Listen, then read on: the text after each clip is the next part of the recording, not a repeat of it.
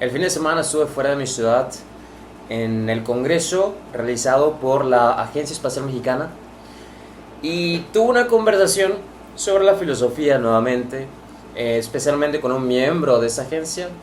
Y lo que me comentaba es que en su persona, en algún momento de su vida, le había interesado la filosofía, pero la abandonó porque le parecía que era muy abrumadora, que era mucho y era tanto contenido que no iba a poder abrazarlo todo, entenderlo todo. Entonces, aunque leía, llegó un momento en que lo abandonó. Entonces, en esta conversación, llegó en un punto donde me hizo la siguiente pregunta y es, ¿todos los filósofos encuentran un sentido de vida? Porque ella me comentaba que ella no le encuentra un sentido a la vida. Primero intenté ver cuál pudiera ser su sentido de vida, ¿no? Y si realmente es beneficioso, ¿no? Tener un sentido de vida. Pero si nos vamos a la filosofía, eh, el sentido de vida puede depender dentro de las diferentes gamas de filósofos, dentro de sus diferentes corrientes. Y en los filósofos que yo he conocido, con los que yo he conversado, hay algunos que inclusive han abandonado la pregunta del sentido de la vida.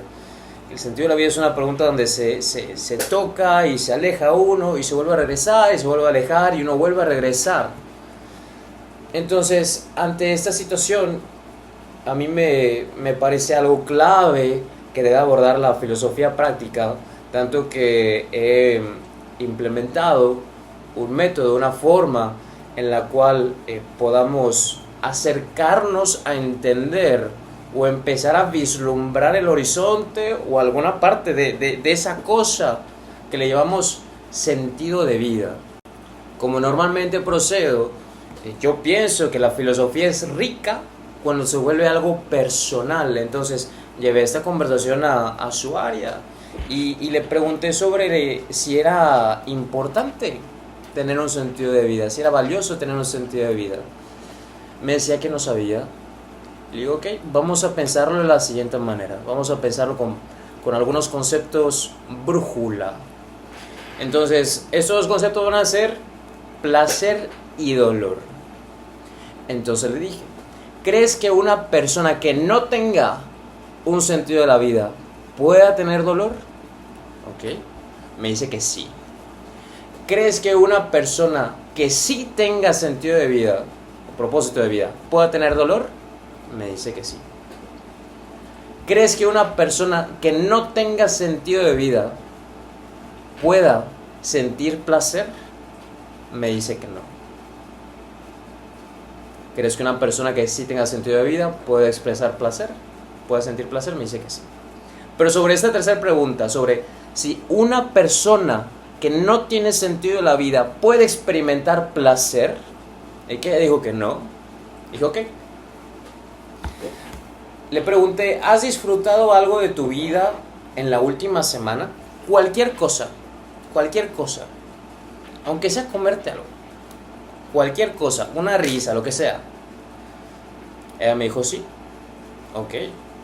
Entonces ya vimos que estábamos equivocados en lo que dijimos, que realmente una persona que no tiene sentido de vida, como es tu caso, sí puede experimentar placer. Entonces, a esto yo le quisiera abonar, porque no pudimos terminar esa conversación y este video se lo voy a reenviar a esta persona. En mi caso, todas las formas, los métodos o caminos que yo he buscado y encontrado para trabajar o encontrar este propósito de vida, todos tocan el mismo punto, que es el uno, el yo, este camino personal hacia uno mismo. E incluso en el método que yo utilizo para irnos acercando al sentido de vida en mi círculo de filosofía para no filósofos, que lo llevamos a cabo, ojo, en la segunda sesión, es bien pronto y lo llevamos a cabo, siempre tocamos el uno, lo que es uno mismo. Entonces, cuando pienso en ese sentido de vida, hablando del personal, porque voy a hablar de mí mismo, yo no sé si la pregunta sobre el sentido de vida sea una buena pregunta. Creo que el problema con ese tipo de preguntas y con esa pregunta en específico es que hay unas preguntas alrededor que se deben de contestar antes de contestar cuál es el sentido de vida. En mi caso, en mi yo hoy, yo no intento acercarme a la pregunta del sentido de la vida tan directamente. Yo pienso que la forma de vivir, porque en teoría eso debe ser el sentido de vida, te debe orientar a cómo vivir. Entonces, en mi caso, lo que me orienta a cómo vivir es ser yo. Y aunque puede sonar muy simple, sí, es un juego hacia adentro, de ir hacia adentro, y ese juego de ir hacia adentro es mucho trabajo, y es un trabajo de años seguramente, y es de años y es de toda la vida, porque ese yo probablemente vaya a cambiar. En ese caso hablaba del ejemplo de esta persona que trabaja en la agencia espacial, pero tuve una mujer de 40 y tantos años que hablaba que en sus 20, 30, el sentido de su vida, el propósito de su vida eran sus hijas. Y ahora que sus hijas son independientes y que ella tiene su camino y que ya no ocupan de ella tanto, o al menos no estar ahí tanto tiempo, ella ha sentido que se ha quedado sin propósito de vida. Entonces, teniendo eso presente, el contexto cambia, el yo cambia, entonces probablemente el sentido de vida también cambia. Entonces, a esto yo propongo lo siguiente. Algo que pueda guiar mi vida no puede ser, o no utilizo yo la pregunta del propósito de vida, el sentido de vida, sino la pregunta de ¿qué es más yo? Si tengo una gama de 4 opciones a decidir, ¿cuál de estas opciones es más yo? En ese juego de ir hacia adentro, personalmente, yo he encontrado tres cosas que son las más importantes para mí en mi vida, que es el amor, la virtud y la creación. Si yo dejo de amar, yo dejo de ser yo. Si yo dejo de ser virtuoso, yo dejo de ser yo. Si yo dejo de crear, yo dejo de ser yo. Entonces, mi medición es que cada 24 horas o cada día yo haga algo relacionado con el amor, que yo haga algo relacionado con la virtud, que yo haga algo relacionado con la creación. Si en este círculo de 24 horas yo he amado, he sido amoroso, si en ese círculo de 24 horas yo he sido virtuoso, si en ese círculo de 24 horas yo he creado, yo he sido yo. Entonces, esta pregunta que normalmente va encaminado a ¿cómo es que yo debo de vivir? En mi caso, yo no hago la pregunta de ¿cuál es el sentido de vida? O ¿cuál es el propósito de mi vida? Sino ¿qué es más yo?